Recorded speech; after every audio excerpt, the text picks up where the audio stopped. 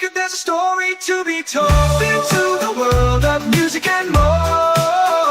Music and melodies and memories are in store. From Elvis to polka, we have it all. And Kenny's music and more, you'll have a ball. You'll have a ball. You'll have a ball.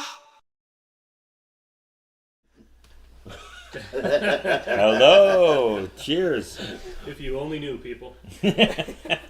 Welcome to March podcast. Madness. March No, Madness. that's trademarked. We can't do that. Yeah. Oh, there you go. You're going to prison, not me. It is going crazy. Actually, my bracket was looking beautiful, and then Duke lost tonight at the last second. Oh, dang. So last second shot, and I was looking to win the whole thing. I was that close now, but it's done. It's busted. And with that, we have our music, Indeed. if nothing else. And this week we have Lance, who is up. And Lance, tell us what you picked and why. Okay.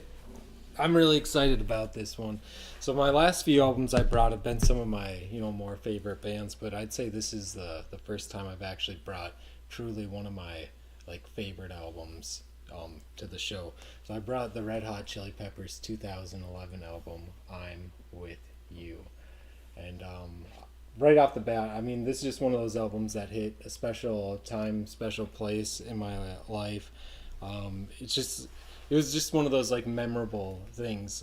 Growing up a lot of times on holidays, just for little gifts and whatnot. My mom would get me albums, just random ones. And I remember getting this one. I want to say it was Easter, so this was probably, I was a little slow getting this one when it came out.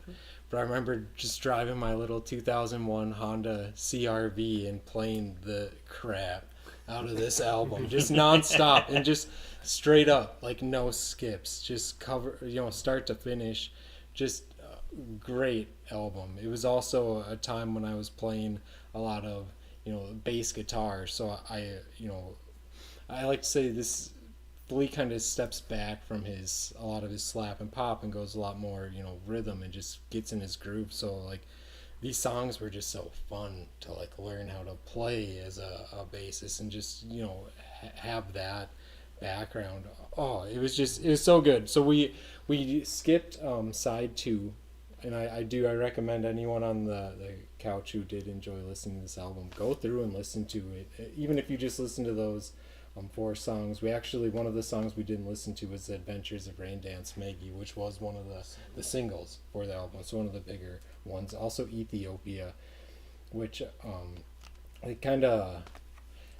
couple of the songs I saw some stuff where they were saying they kind of pulled some African vibes in Ethiopia, and Did I Let You Know were 2 of those songs. So Ethiopia, another great song with Flea and his bass, just phenomenal.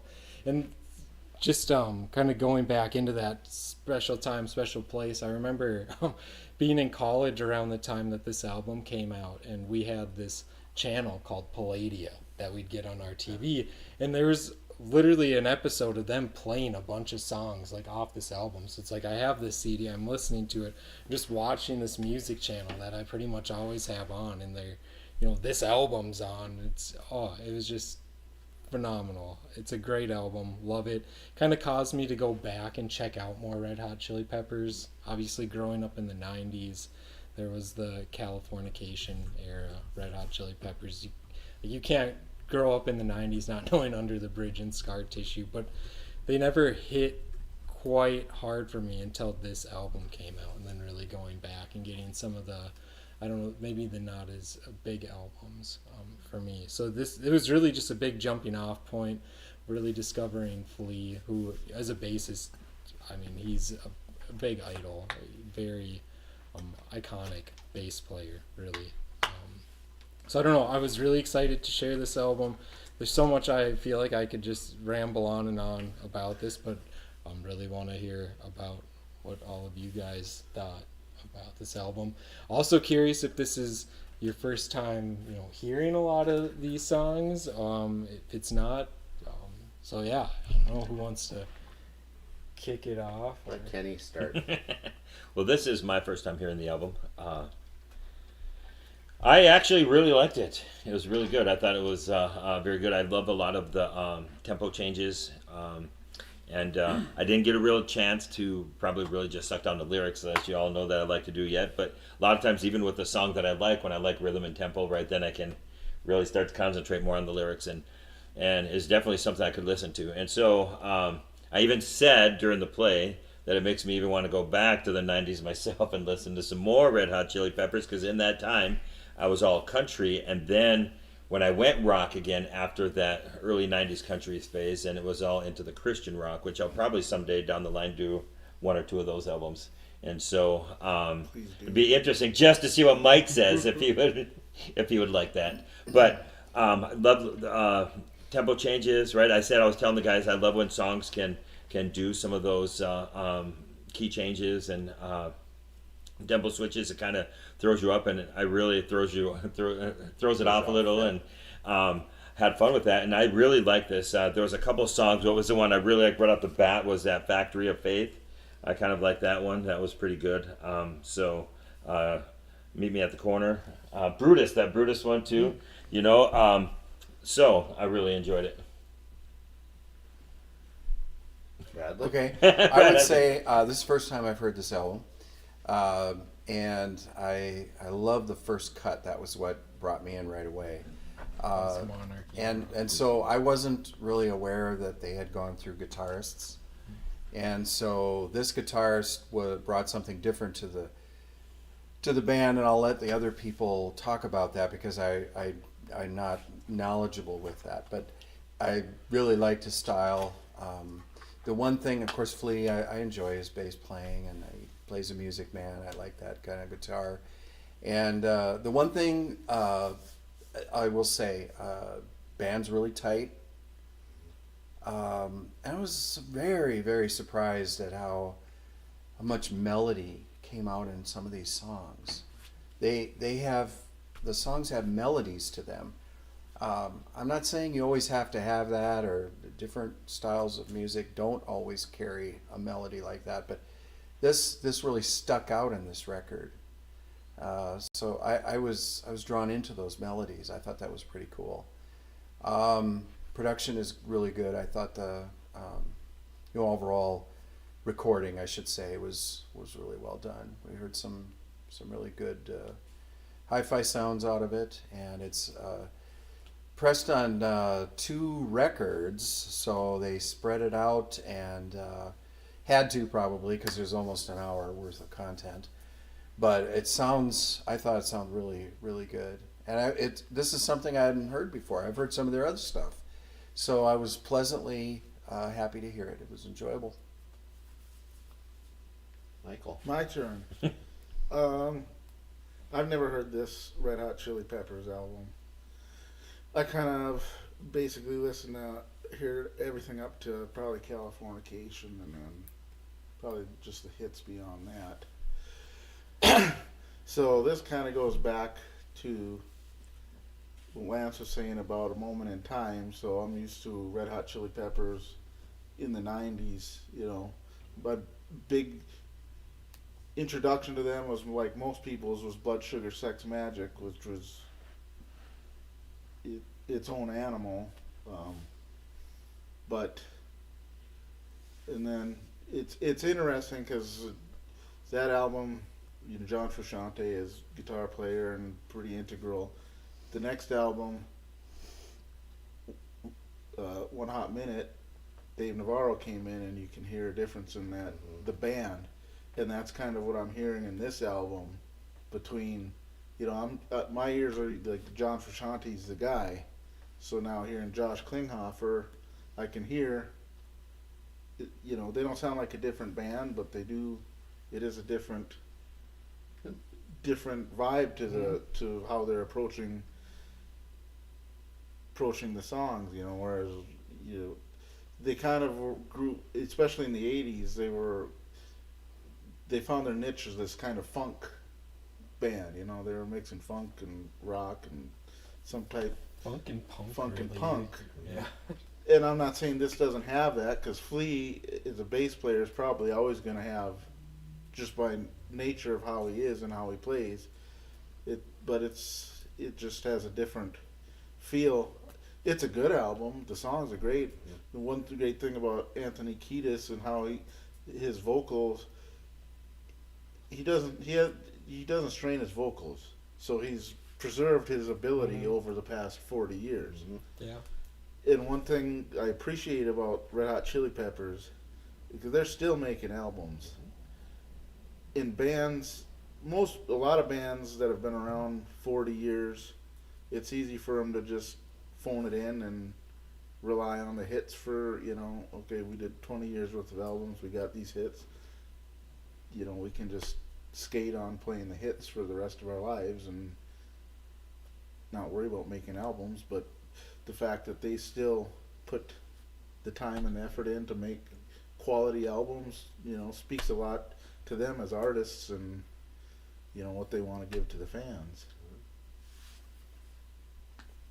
And I would say probably too, and testifying to what you just said too, they got a quality producer right on this one too, as we were talking about Rick Rubin, and so. Yeah, but even at that, a band like Red Hot Chili Peppers at this point in their career, Flea and Anthony and now John's back in the band, they're pretty well meshed in how the Red Hot wanna Chili do it anyway. Peppers album Chad is. Smith's been with And them and Chad, since Blood yeah. Sugars, and he's just as integral. They're in it. pretty well meshed on what a Red Hot Chili Peppers album is going to be. So I don't know if How they much influence he had. if they necessarily need a high profile producer to do what they're doing. I mean, Get to the it point. doesn't Doesn't hurt, right? but Just kind of who they've been using there, Yeah. right? Like you're not gonna. You just kind of trust somebody. It's like the fifth member of the band at that point. Trust their opinion. It was my first time hearing the whole album all the way through. I will admit that I kind of gave up on the Red Hot Chili Peppers after Mother's Milk. Once they became commercial, more successful, I kind of shied away from them. I went more, and that came out 86, so 87 I steered more towards Jane's Addiction, and followed that. Car wreck. Not to take anything away from the Red Hot Chili Peppers, though. They were. so how did you feel when Dave joined the Red Hot Chili Peppers? Jane's Addiction was done, so it didn't Yeah. matter. I mean, But as a Jane's Addiction fan, I, was it something you were excited about? no, didn't care. But I can never ever take away from the Red Hot Chili Peppers' influence and talent. There's Right. there's whether you're a big fan of them or not, their influence in music in general from the time they've come out has been pretty integral in making some changes. Was really interesting in listening to this record for the first time, and I'd heard the hits, of course, some of the singles when they came out, but it's really interesting to hear some of the different either different influences that they took into the session with them, or what other people had taken away from this. So there's a couple tracks on here that I hear Jack Johnson type sound to. We're talking 2011. There's some things like there's some very Foo Fighter-esque type sounds. Especially, I think it was in the first track. It was very Foo Fighter reminiscent, and I don't think that they were copying the Foo Fighters. I think, however that works out, I think they just kind of influenced each other. Wasting Light comes out that year, so that's why I would have never paid much attention to this, because Wasting Light by the Foo Fighters had come out. So I thought it was very well done. I loved the musical choices. The fact that it doesn't always sound like Red Hot Chili Peppers record is really cool to me. The instrumentation, the musicality, the writing is all incredible. I think it's well worth a listen, at least, for sure. I wasn't sure what to expect because same thing about the time that every time you come within the vicinity of the radio, you're hearing Californication. At that point, I just kind of checked out. But so that was the last real idea I had in my mind of the Red Hot Chili Peppers. Long and short of this, I'm gonna own this album. I went down to see if the CD was down on the shelf and thought if it is, awesome, because I can slip it in my bag before I head out. I mean, put some money on the till. But Don't forget to use your punch card. Yeah. that's right. Got to use my punch card. So, but yeah, and if you're not taking advantage of the punch card, by the way, you're leaving money on the table. So no, but no, I really like this. Every bit of this that I heard absolutely showcases the immense talent that these guys have. And it's just wow. I was really blown away.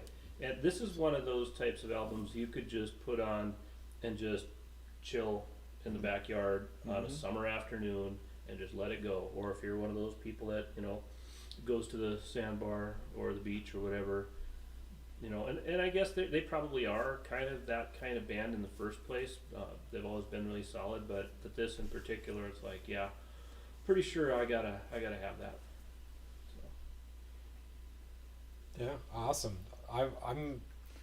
I'm surprised more of you guys, I guess, hadn't heard some of this. So I'm excited that I was able to kind of open you up to a new experience of some different Chili Peppers. Are you surprised we all like it?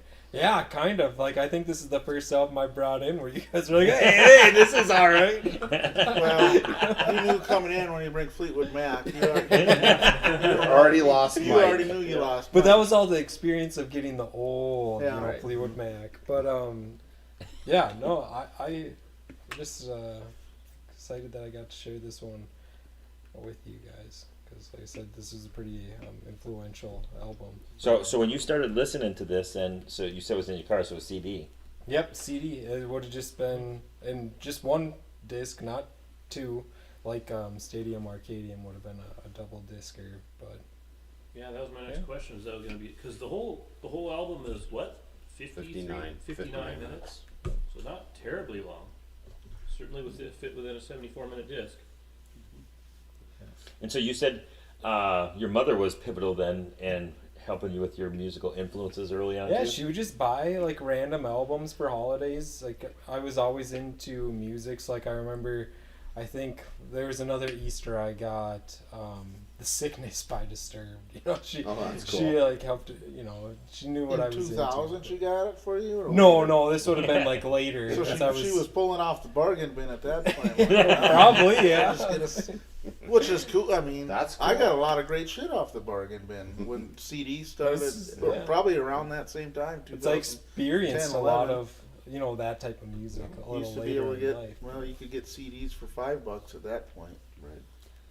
Well, I think too that's pivotal as a psychology teacher, right? That your parent, as a parent, that you are, helping your children flourish with what they love and not forcing your stuff onto them.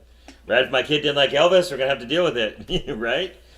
So can't force it on them, but I think they would love it naturally. Didn't your dad force Elvis on you? Actually, he just listened to it. He just listened to it, and I just sucked it up. And that's kind of. I don't think that's forcing. child abuse. Kenny's very influential or Like, influenceable. Just having Elvis in the background, that's some type of child abuse. No, for me that was too, and my uncle too. And so, like, whenever they had parties and we all get together, it was just all Elvis all the time. And if anybody tried to put on the Beach Boys, they were kicked out of the party. See? So it was just all Elvis all night long. See? So Sounds like it might have been forced upon. Sounds kind of forced. Just Well, a half cup. But that's what connected with Kenny. So like when I was growing up, it was my grandparents. It was Kenny Rogers and Mickey Gilley and Willie Nelson, and I can't listen to that stuff. You I mean, can't? it's not. I don't dislike it, and I think it's good. It's fine, but it's just not my thing, Mhm. right? Yeah, I had the Tom T. Hall, the Red Sovine, I like the beer. The Johnny Horton. My dad always thought a song should have a story behind it, and I do still like some of that stuff, but definitely didn't stay penned in by it. Yeah, it's not in any of my streaming services. Well, when I was a little kid, we had two console stereos. One was out in our living room area, and the other one happened to be in my bedroom. And so I would turn. I'm talking first, second, third grade, and I would turn on the stereo at night, and sometimes maybe some radio theater or something like that. But most of the time, there was a rock album station, and so I got one heck of a late night music upbringing. That had more of an influence than Dad's 8-tracks. So. And so, how did the records then start? How did you start getting into the albums? What do you, I mean, like, so now moving from CD and into the vinyl, how did that happen? On, there's not much of a story there, Kenny. I just bought the vinyl for the show. Okay. I really Well, I wanted. mean, not this. I mean, when you started playing vinyl Oh, when I started back in the day, Oh, geez. Okay. how the jump? So I honestly got into vinyl when my dad passed away because he had a box of albums in his closet and he had his stereo, his speakers, and all that. And he was one of those guys that, unfortunately, I think I've grown into now, where a song would come on, he'd be like, "Hey, you got this one downstairs on vinyl. I got the LP for this one." It's like, okay, well then let's play it. Well, I can't, because what if it wears out the needle? It wasn't. Now it's easier, right? It's a little easier Yeah, to go yeah, online yeah. and buy a needle, but it's like, what if the needle wears out? We can't. No, we can't listen to it. So he passed away, and I got this collection, and then people would come over, and I'd be like, well, let's throw an album on, and they'd be like, well, Katie, you got this, and it's like, no, I don't. So then, you start buying those, and then no one comes over and wants to listen to my vinyl anymore. But it just kind of grew Okay. from there. But that was kind of how the jump made, was inheriting his collection, having them, wanting just more and more, and spiral. You guys know how it is from there. Right? Did this one come out on vinyl in its first release, or is that a later pressing? This one is a later pressing. I think it was released on vinyl right away. I'm not 100% sure on that. I think there were vinyl pressings. I just had it on CD myself. But it's kind of it was like that weird time where like they were still doing vinyl in like It the was just 2000, just before the boom. yeah. It was Yeah, late kinda- '90s. It's gonna hit this crash, and then it's Yeah. gonna start working upwards Yeah, again. 97 was the low spot Yep. for records, and they started coming back around. A lot of imports were still You're right. available at that time, German and UK pressings, and they're valuable now. Most of them are quite hard to find. Yeah, and there's a record tip while he's looking up some of those informational facts. If you can find those albums from the '90s, though many of those albums can be very valuable, especially in some of the genres here we're talking about. I know, for example, I think I might have told the story before, privately, but I can't remember if I told it for everybody on here. Is it your DC Talk Nope, one? nope. Not that one. But it's going to be Keith Whitley, a country. And so I went to a garage sale. Oh, yeah. Keith It was all Whitley picked over. died. And then I get into this country section, and there's 2 Keith Whitley albums, and I ended up selling them online for $125 a piece because people didn't know, right, that's a early 90s country album that is very valuable. Travis Tritt, you find that stuff like that, it's very valuable. Some of the record clubs continue to press vinyl, Right. and that's why some of those Some of they're it. out there. They're just harder to find. There a lot of the U.S. If it wasn't a club pressing in the '90s, U.S. pressings were very limited. Yeah. Most of them were imports, Germany and South Korea. Yep. But yeah, the clubs were still doing them.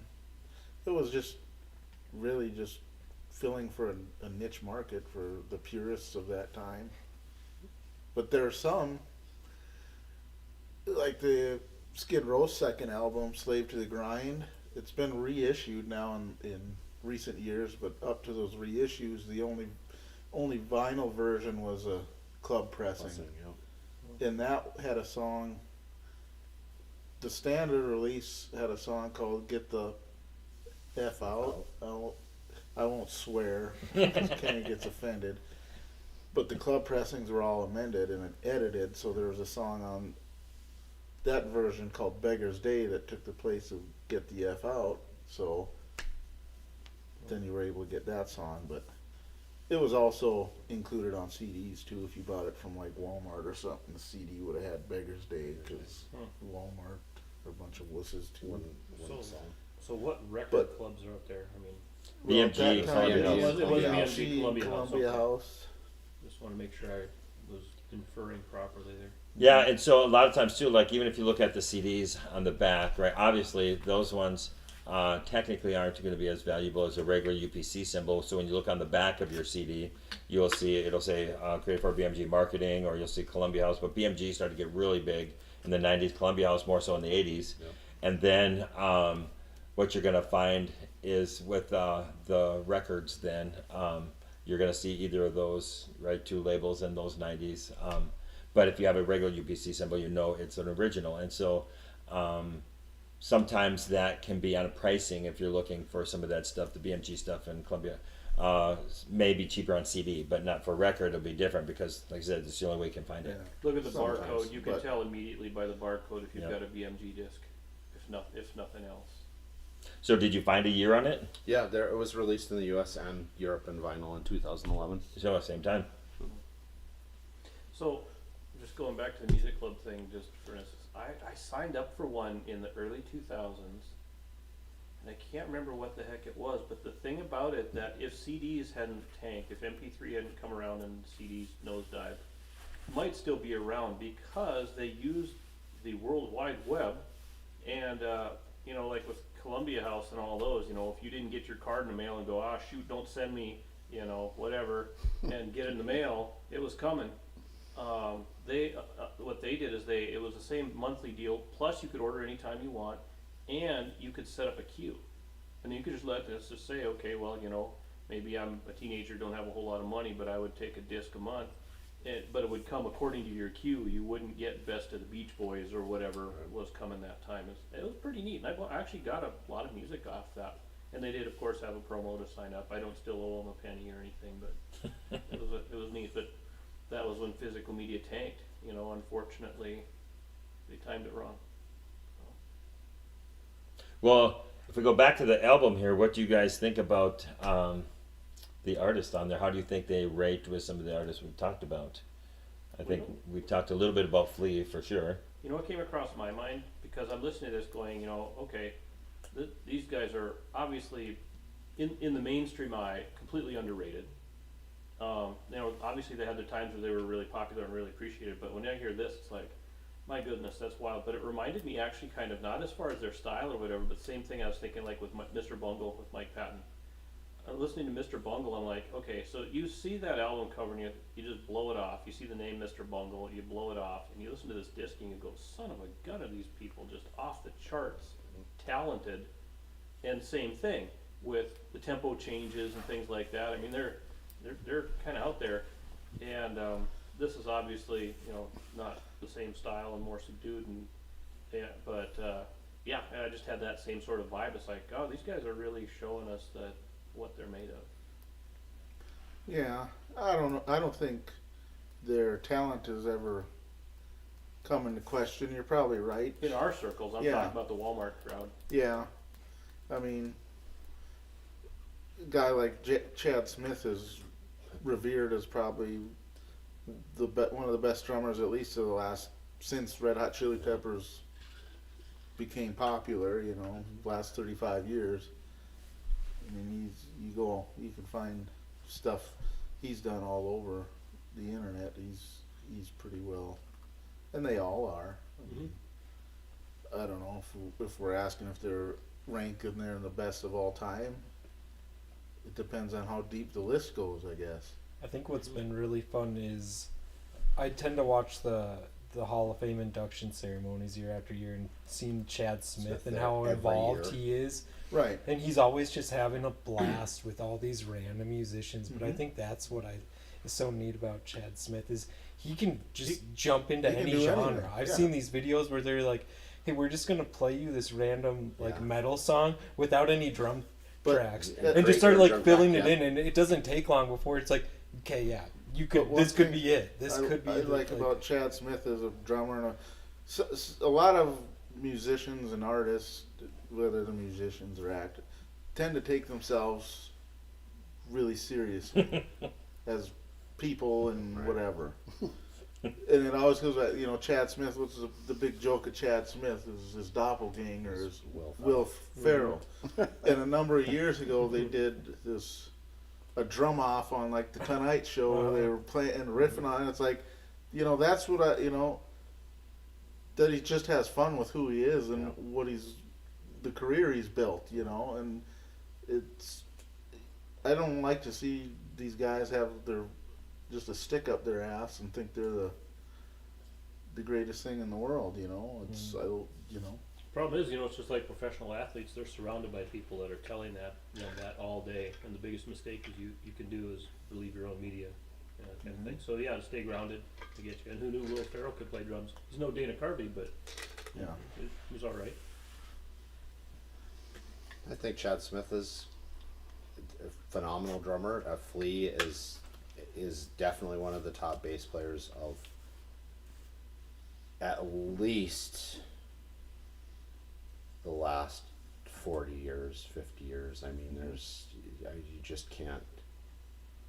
I don't think there's any debate. I think where his placement would be in the top 10 or 50 or 100 could be debated, but he's definitely in there, and I don't think any real bass players, I think all bass players just acknowledge his contribution to the instrument. The guitar players in Red Hot Chili Peppers have always been there. I think they're always there just to kind of support. Now, whatever they're writing, however they were involved in the writing of the Red Hot Chili Peppers, I'm not privy to. I don't know how that worked, but I always just felt like the Red Hot Chili Peppers were a really, really good band that a guitar player could come in and play. And you're contributing to the band and you're giving your style, but I came from a guitar based music scene, right, where everything was based on the guitar. So to hear Red Hot Chili Peppers and not feel that, not get that inkling from it, was kind of refreshing. And then Anthony Kiedis, you can't not hear Anthony Kiedis' voice and not know it's Anthony Kiedis.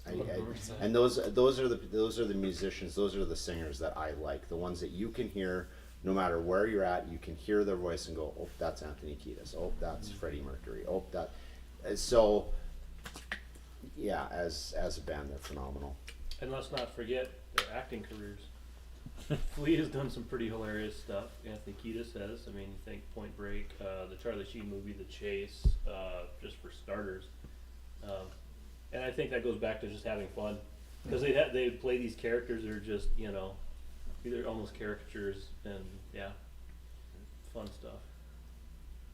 Well, the challenge, I think, with a lot of these lists, even as you mentioned, right?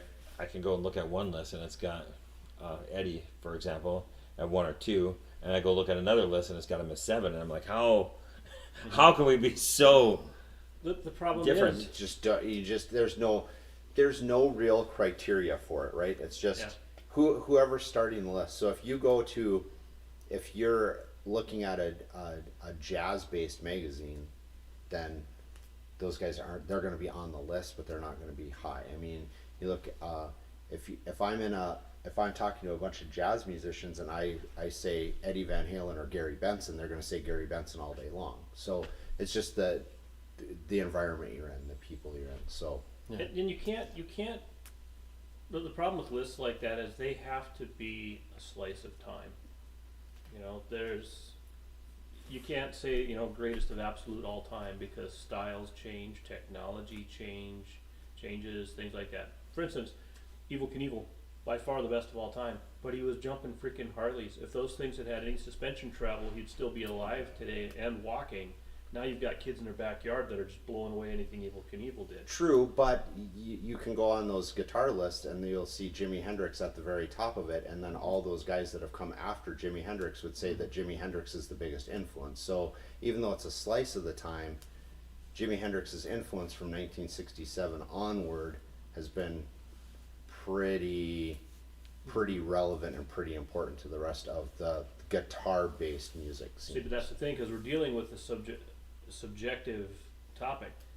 You could pick most influential, perhaps, but could you pick best? What do you think, I don't Brad? know. Buddy Rich is the best drummer ever. No, Karen Carpenter's the best drummer ever. Everything I'm hearing is, Well, that goes to That's true. That begs to the question you had the other day when I told you to shut the F up. You have to be more specific. They don't know the story behind this. And you're talking about the Beatles, and they're I looked down at my phone going, Oh, gee but- whiz, this thing's getting hot. yeah, yeah. Beatles are always going to be considered the greatest band of all time. But does that mean each individual one are the greatest musician of all time? I don't think so. I wouldn't No? consider Ringo. He is considered in those circles, but I think it's more on his influence and what he did within the confines of the Beatles than his ability as a whole. I always look at it, that's the Roger Waters conundrum, right?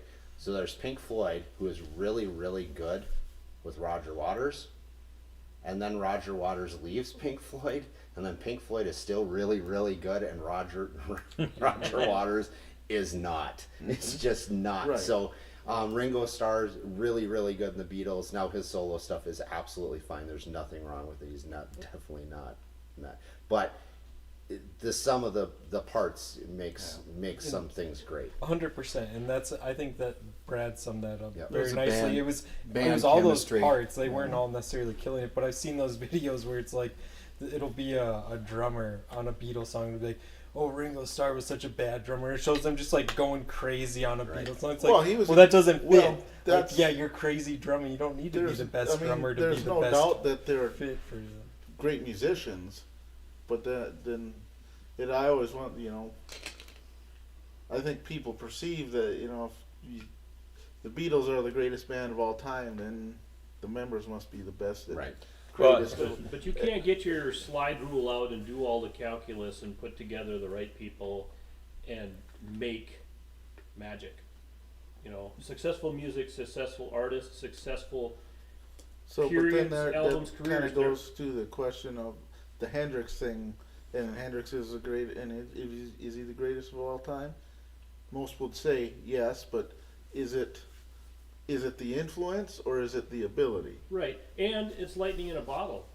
You take him and you put him in a different period or a different time. You scoot things just a little bit, and he doesn't have nearly the impact that he had before. I mean, the Beatles. I've always said the Beatles were the first boy band, and then of course the purists just get their pantaloons so firmly and twisted. It's like, now wait a minute. Where did the term Beatle boots come from? What about the British? Everybody was talking about their long hair and all this other sort of stuff. That was all a factor. Now they could have come over here and had all of those things and not being able to play a tune and then been a flash in the pan. But they also, were phenomenal musicians. But all of these things have to play together just right in order for that. I mean, there are so many just astounding, unbelievable, especially when you think back in the 50s, 60s, 70s, even beyond, where music was so gatekeepered, and so there are amazing people out there. I just don't believe you can make a list. It'd be interesting to get any feedback from anybody and see if we have any comments yet. And I want to give some people some backdrop to this. What I said to the group this week is I got to being bored late at night, 11, 12, and I flipping through the channels. I'm like, oh, A Hard Day's Night. Let me watch that. Right? This is the Beatles movie from 1964. So then, what's that? All better than the Elvis movies. Oh, That's right. Combined. oh.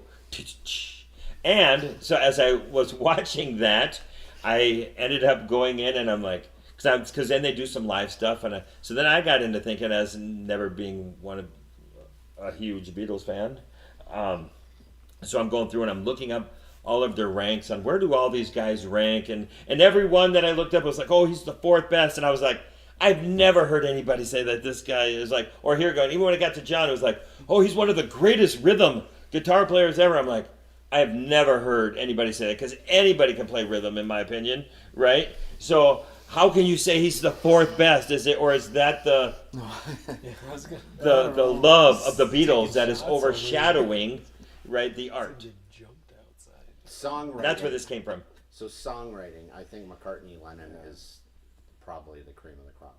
Just the raw ability to write songs, just will them into existence. I Right. think that's where a lot of that comes from.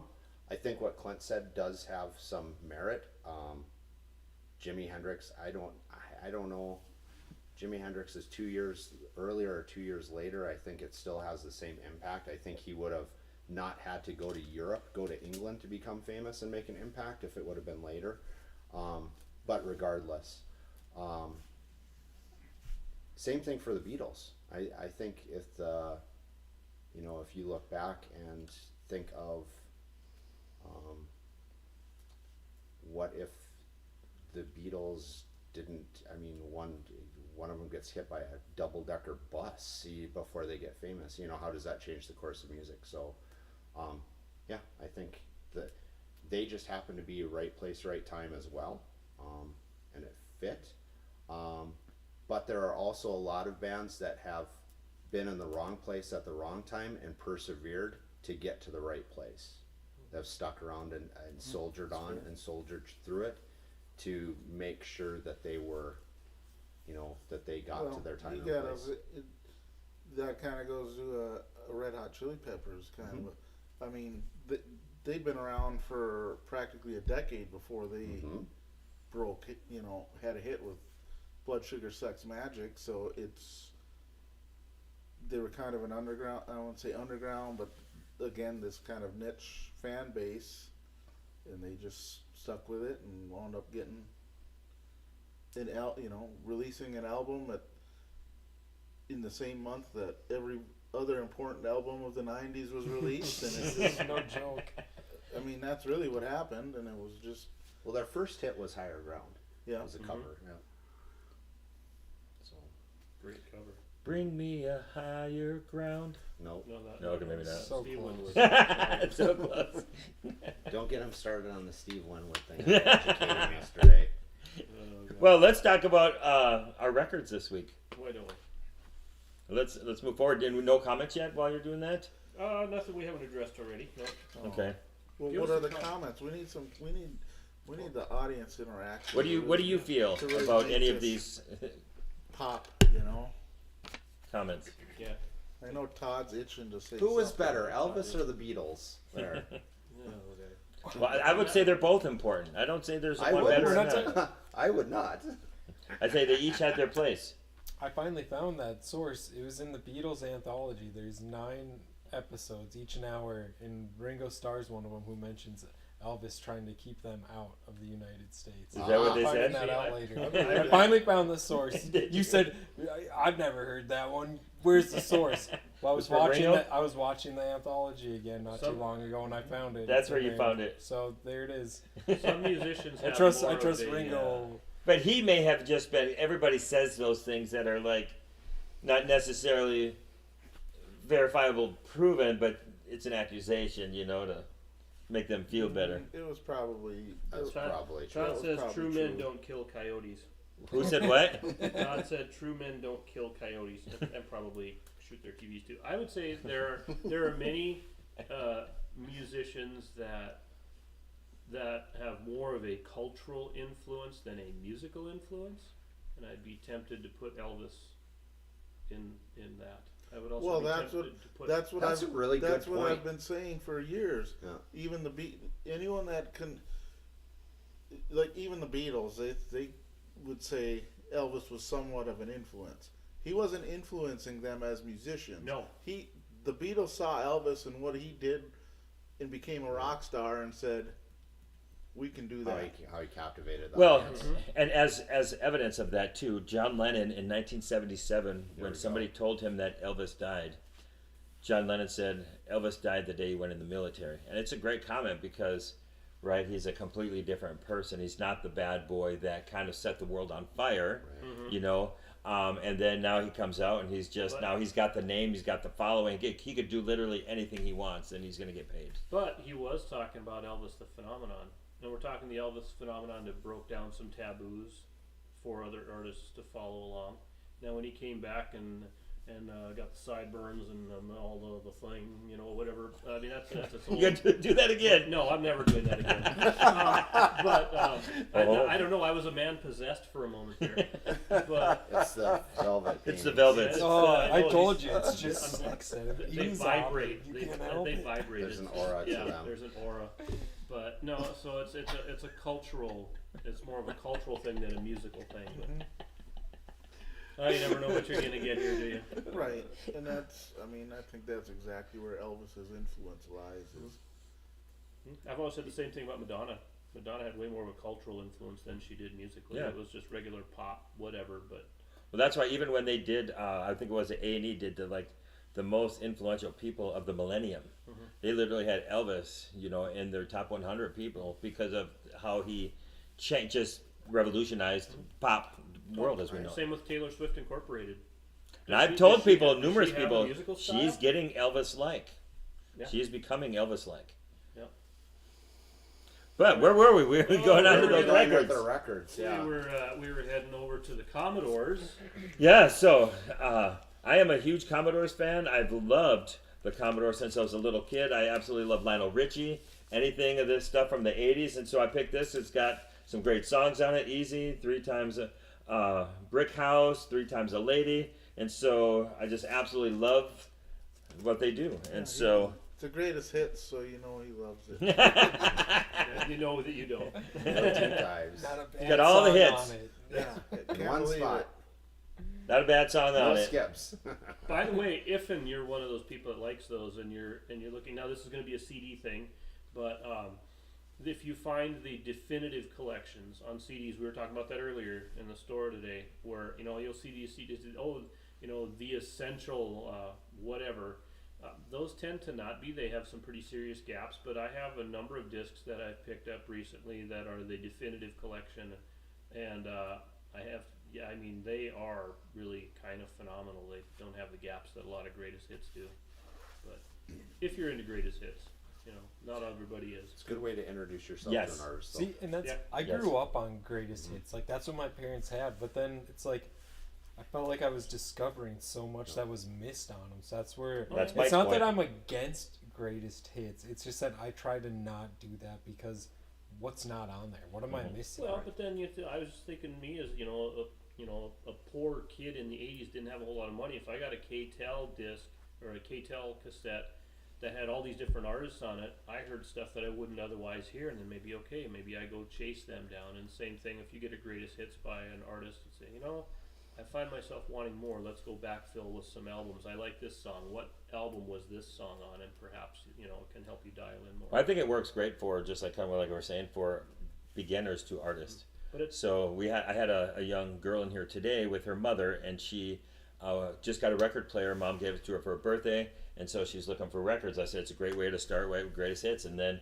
if you like that stuff, you can move on and then deep dive all the albums and see what else you're missing, and then you can end up becoming like Mike or like you Mike. now. Well, you just have to say, it doesn't have to be greatest hits or buy the albums. They're complementary. Yeah. But So what was Lance's? Lance's went missing, but not before we could get photos of the Mine cover. sold, but what a great album. So this is the End of All Things to Come by Mudvayne. This was kind of like my introduction to Mudvayne, especially with like Silenced, Not Falling, and World So Cold. Like those were the ones where I was like, all right, who is this band? I gotta check these guys out. They might get a little bit of flack. They were part of that like new metal era. I think I've heard some guys on the couch, maybe not, love that. Well, surprise! You're getting a Mudvayne album. It's coming your way. Maybe not next time around, but it's coming. This is a great album, and whoever bought it, great choice. Just great choice. You couldn't have picked a better album. No skips. Once again, I'd say this is a start to finish. Just 10 out of 10 album. Straight up bangers all the way through. Oh yeah. Great word, Josh. Mudvayne is I love when you use that. That's one of those groups that I would play really, really, really loud when I was working at KFYR TV, and I had to produce 60 of those best of the class graduation TV commercials in between the It's noon the and the 6 best o'clock news. I was never in Of the those. class I would, That was your this fault. year. no, I was merely an instrument of policy, but I tried to cleanse the palate with some of the loudest, thrashiest stuff going down the hallway as I could. Oh, it's so good, and they're one of those bands where you listen to their early stuff and it's really, really heavy, and yes, it's brutal, and you get to some of their more later albums and it's very melodic, and their bass player is another one, Brad. I don't know if you can get super into like the heavy music, but their bassist, he's another one who's just top tier, phenomenal. See what you think. musician. It'd be nice Well, to he see what did you get think. into the heavy music, as evidenced by this 8-track by Genesis. Yeah, he's got the actual 8-track up there. Yeah, so I chose this not because it was an 8-track, but it's because it's the only only $4. copy of the album in the house. It's It's the actual It's one. the actual one. Yeah, is it's the the actual actual $4 only. That's a For steal, sale. everybody. And it's in very good shape. It looks like it wasn't played. The pads are good and the roller's good. This is a 1972 album. I believe it's 72. And I first heard Genesis. This is the Genesis with Phil Collins as the drummer, not the lead singer. Sounds horrible. Peter Gabriel is the lead singer. Oh. And so this is during their early, they started about 68, and kind of a prog kind of thing. And I heard them on the Midnight Special in October of 1973. And I thought, this is really fascinating. They did this theater stuff with music. Some of these cuts were really long, like The Musical Box is one of my favorite songs of theirs. And unfortunately, it's cut between two different tracks. That's 8 tracks. So you have a big when it changes tracks, and you have the big chunk in between the musical box between 2 and 3. Continued. I just noticed that. But it's about a 10-minute song, and it's just fascinating. I love their, the use of the theater with music.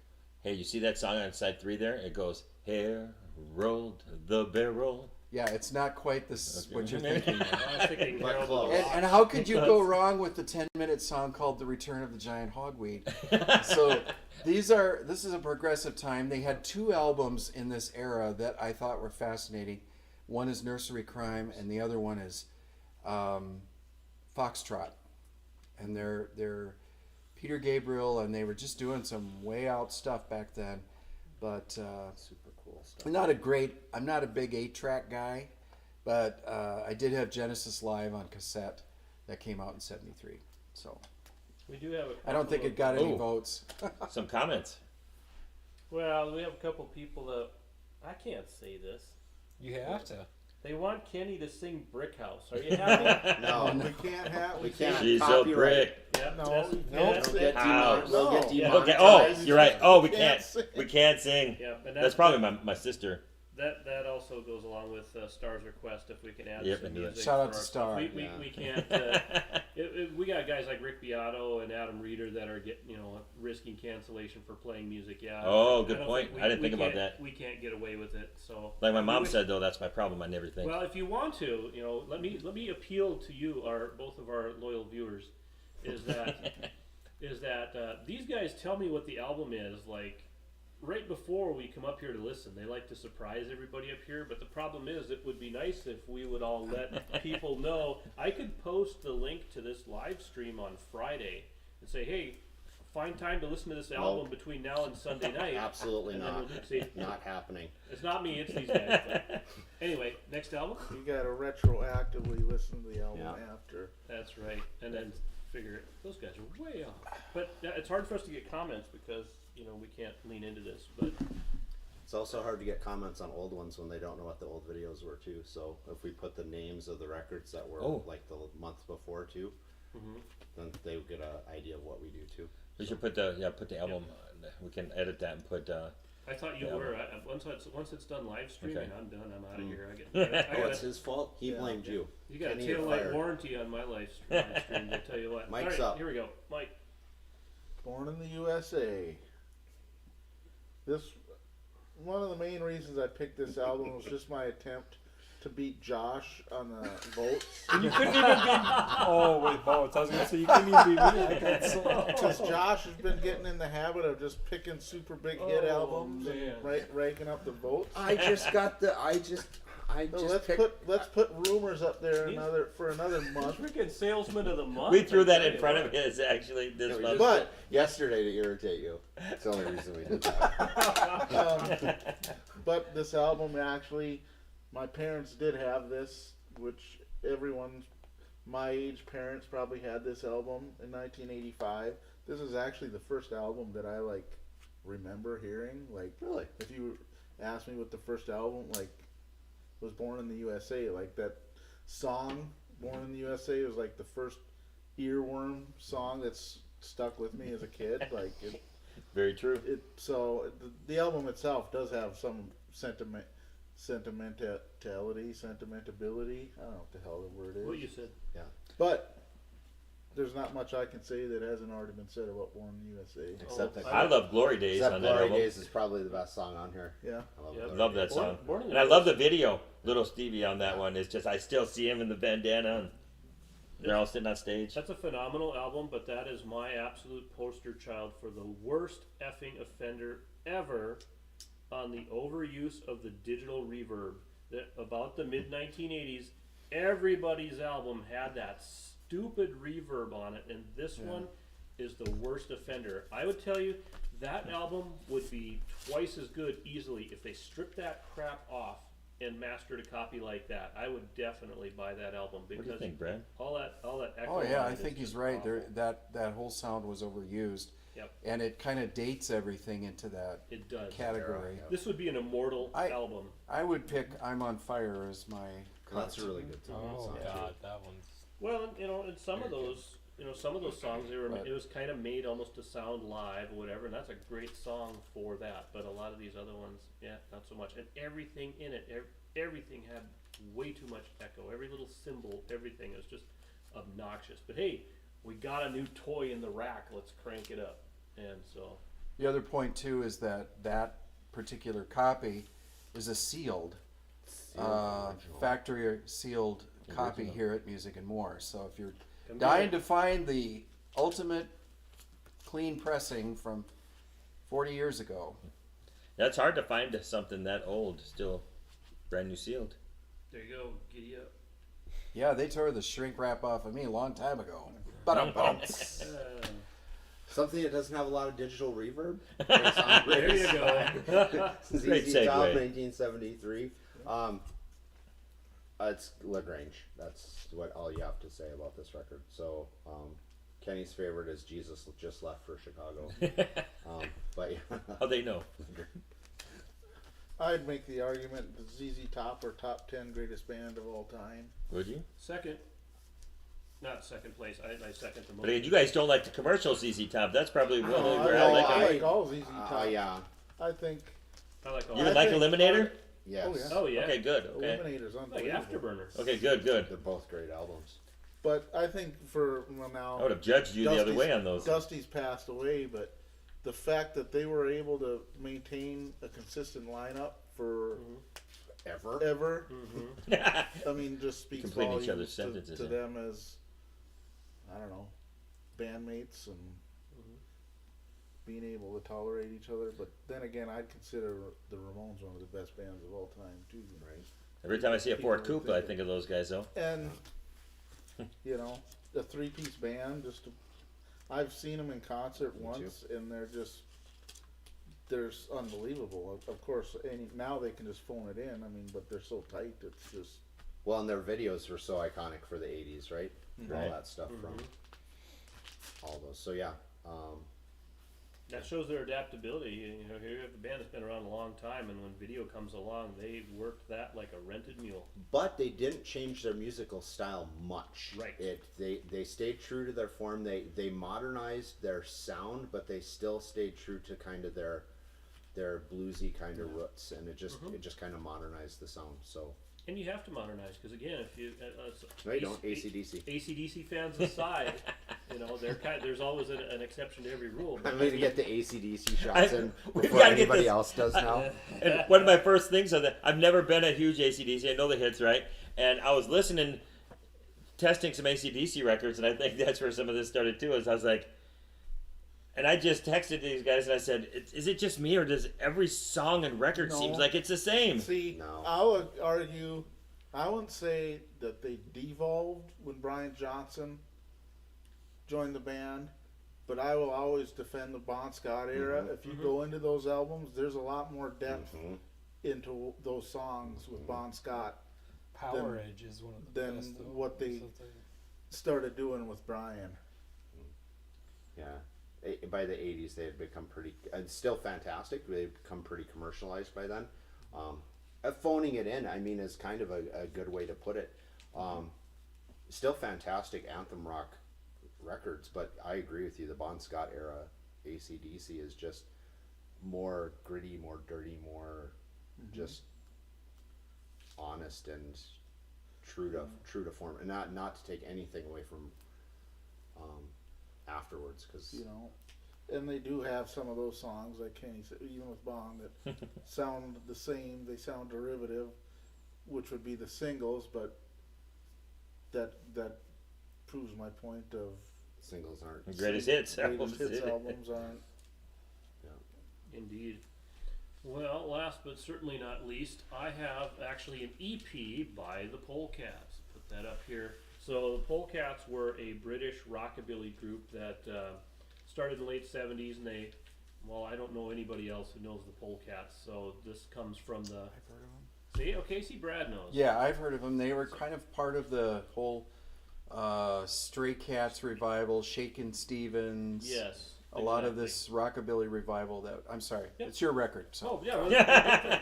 We'll get I back don't to know that particular record, but that's part of what was going on in England at yeah, the time. these are basically their contemporaries of like the Stray Cats and that sort of thing. And so this is a short. So one of the reasons I picked this, first of all, this comes from the "You Never Believe What You Find in the Stacks" department. Because when I saw this, it's like, holy cow, Polecats, and everyone's like, you know, crickets chirping. But they're the only song by them that you really need to know is "Make a Circuit with Me." As an engineer, I thought you might like that. The chorus is diode, cathode, electrode, overload, generator, oscillator, make a circuit with me. It was in the promo trailer commercials for the movie Wall-E.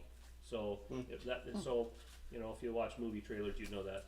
On the back, they've got Jeepster, which was a T-Rex song, a couple of rockabilly tunes, John I'm Only That's Dancing, off the David. coolest album They have ever a David recorded, Bowie Kenny. cover on here, so I thought Brad might key Is in it on that. John I'm Only Dancing? It's John I'm Only Dancing, and I like their version better. Sorry, that's just me, but you know, whatever. So anyway, so that was my EP. First of all, this one's kind of a rare find because Kenny priced it at $15, so it must be something rare about it. It's good rockabilly, and a couple of good covers on it, and then you get a song from Wall-E too. I don't think it was in the movie. I don't know if it was on the soundtrack, but No, just making a quick little highlight of your comment then, that Stray Cat stuff, and I'm gonna tell you, there's another career that just took off with Brian, right? Setzer, and the whole jazz swing stuff. He Yeah. got into a swing thing. Well, Yeah. his he Christmas took that- music. Well, is that's weird. unbelievable. That he felt it was that whole mid to late '90s swing revival, which was weird. I even thought it was weird as a teenager, and I was like, "What the?" That's when Louis listening Prima was to- in the Gap yeah. ads and stuff. There was the swing revival, then there was a Latin revival, and there was like, well, the Squirrel Nut Zippers were kind of within that swing. Got a bunch of that here. Yeah, there was a brief ska break at one point. It was, yeah. So let's look at our picks. Who The winner was Mike. Oh, Ricky, you're just trying to blow the Mike, stuff, you aren't did you? it. I did it. You got a week. What was the quote count? I had He so many had- people tell me it He was had Commodores. 3. The Commodores had 1. Oh, I had numerous There's- people tell me they were going. Nobody Why? picked One Genesis Commodore. first. Give them 5%. There was 1 ZZ Top. There were 3 Bruce Springsteens. So we didn't have a lot of picks a lot of drawings this month. I blame Eric. See, now you're going commercial. No, I, I think there was a Didn't motivation sell. here. There was a motivation to. Mike So- always picks our winner. So Ricky's trying to just blow it up. He said Mutt Lange probably had a bigger influence on AC/DC's polished sound than anything else. Listen to early Def Leppard, another Mutt protege, and they sound so much like Brian Johnson, AC/DC. Ooh, what do you I'm guys just think of gonna be that? over here in my corner. You guys handle that. maybe.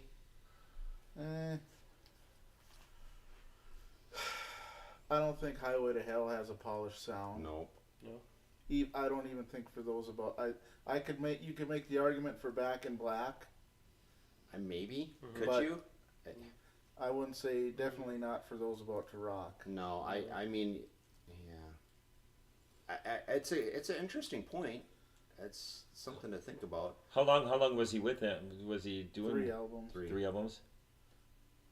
But I mean, if we talk about polished production, I If think you want to go with polished production think on it's- AC/DC, I would say Bruce Fairbairn on Yeah. Razor's Edge, for sure. Brendan O'Brien on their last 3 albums.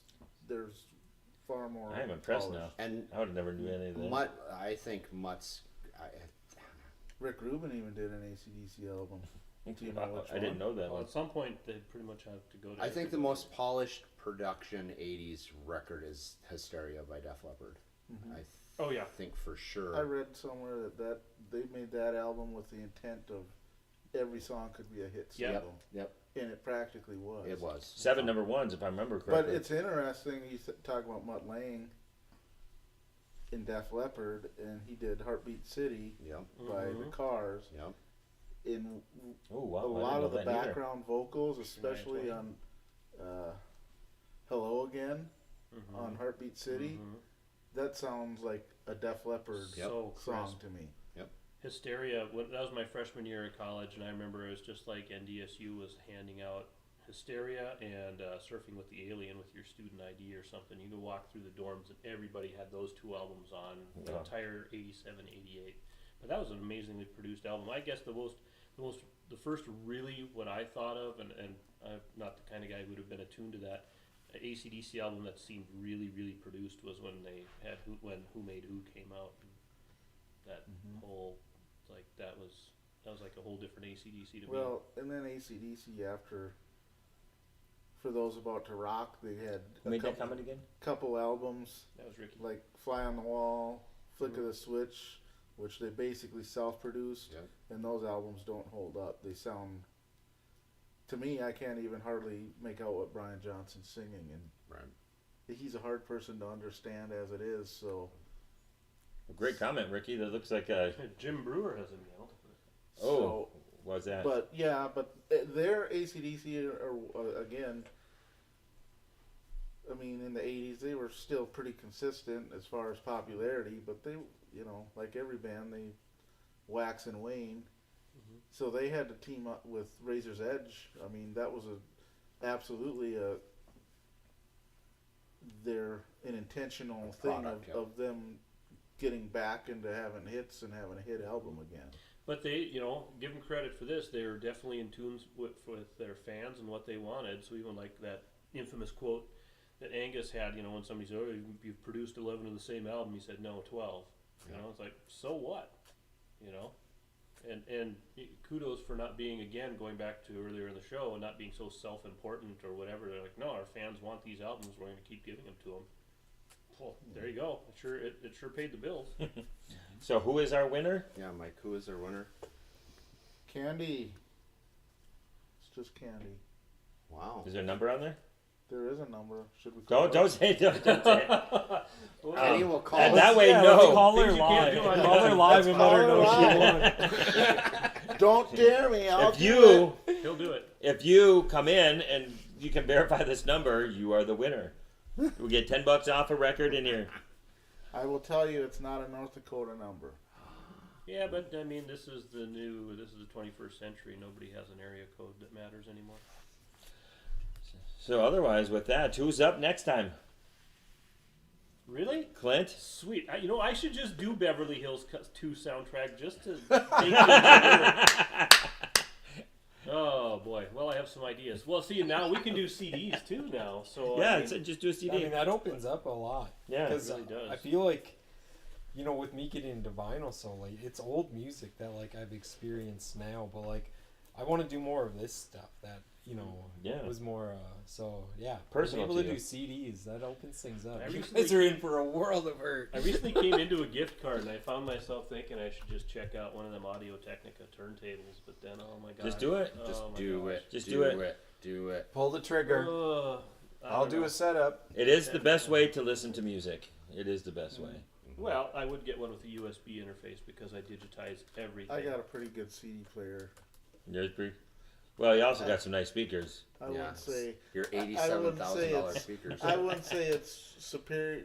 Again, vinyl is.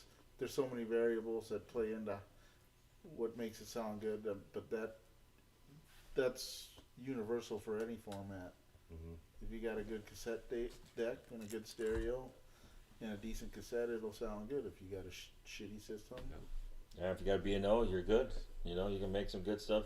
Sound great. Yeah, just Or get tiptoe to- around it. Yeah, you can't do anything with it. you can't figure out how it Looks works. sharp. Looks- Can't service Looks it. cool. We got some mid-century modern B&O stuff in here. Yeah. They like to mess with me about it. Our gymnastics coach over Mandan had one of those, and all I remember is the proprietary.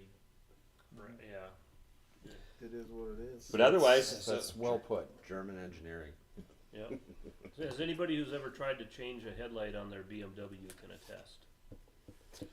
but Lance, I appreciate this album. Right, again, it was Red Hot Chili Peppers. I'm with you. And remember, right behind every record, there is a story to be told. See, normally I would have just cut to the music right then, but we hadn't had a chance to wave, so Special wave. special. We'll wave. see you next month. Enjoy the theme song.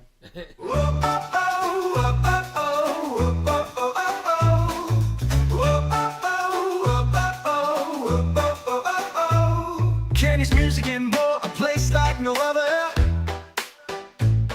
With records and cassettes, he's a music lover. Blues, rock, country, and more to explore. 10,000 vinyls and memorabilia galore.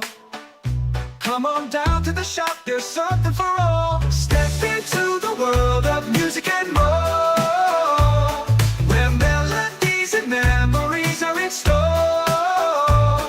From Elvis to polka, we have it all. At Kenny's Music and More, you'll have a ball.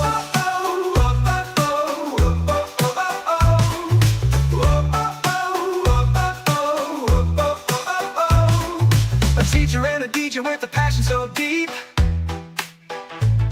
Kenny knows every lyric even in his sleep. His collection is unique, a treasure trove. In Bismarck, Indy, it's the place to just rove. In every record there's a story to be told.